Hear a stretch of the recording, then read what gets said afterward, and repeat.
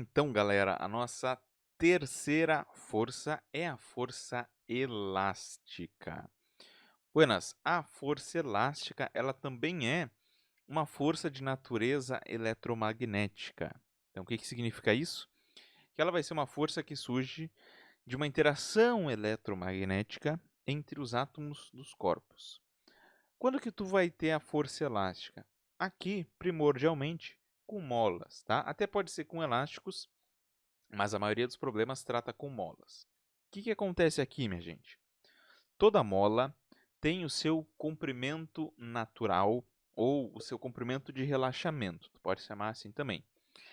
Nesse comprimento, ela fica totalmente em repouso e não tem força resultante atuando sobre ela. No entanto, é muito comum nas molas nós fazermos o seguinte: nós ou comprimirmos uma mola ou esticarmos uma mola. E sempre que nós fizermos isso na mola, comprimirmos ou esticarmos, ou seja, nós tirarmos a mola do seu comprimento natural, nós sofreremos a ação da força elástica. Atenção para as características da força elástica. A direção da força elástica é sempre a mesma direção da mola. Seja se a mola está na horizontal ou na vertical, sempre na mesma direção da mola. O sentido da força elástica, ou seja, para onde aponta a força elástica, é sempre no sentido de voltar para a posição de equilíbrio.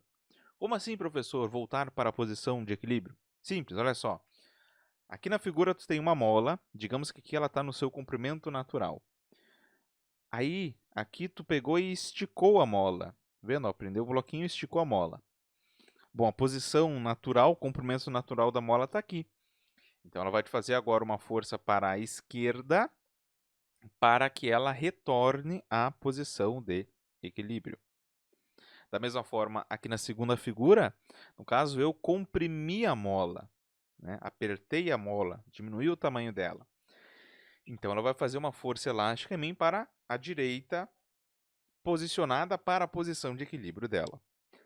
Então, é assim que funciona o sentido da força elástica. Agora, a intensidade, o módulo da força elástica, como é que eu obtenho isso? Bom, um cidadão chamado Robert Hooke, ele percebeu que a força elástica, ou seja, a força que a mola exerce no corpo, era proporcional ao quanto que eu deformava a mola, ou seja, o quanto que eu esticava ela ou o quanto que eu comprimia a mola, né? Inclusive bem diretamente proporcional, ou seja, se ele esticasse o dobro a mola, a força elástica dobrava também. Se ele esticasse a mola 3 vezes mais do que ele tinha esticado antes, a força elástica triplicava também. Então era uma relação diretamente proporcional. E aí, quando a gente tem uma relação diretamente proporcional, a gente adiciona uma constante e viramos uma equação. E aqui temos a equação da força elástica, como obter a intensidade da força elástica. Aqui, K vezes X é o módulo da força elástica. Tá? Não é a notação vetorial, a notação só em módulo. O que é, pessoal, o K? O K é a chamada constante elástica. A constante elástica, ela é uma constante que depende do tipo de mola que eu tenho, do material que a mola é feito. Então, cada mola vai ter a sua própria constante. Mas vamos atentar comigo o que significa ter uma constante alta ou baixa, tá? Primeiro, as unidades aqui não tem nenhum mistério. Força elástica, toda a força unidade é Newton. Deformação, isso aqui é uma distância, então vai ser medido em metro. E a constante, a unidade vai ficar Newton por metro, né? O Newton de força, o metro da deformação. E se uma mola ter uma constante elástica alta, vamos botar aqui, por exemplo, uma mola cuja constante é 100 newtons por metro. O que significa 100 newtons por metro?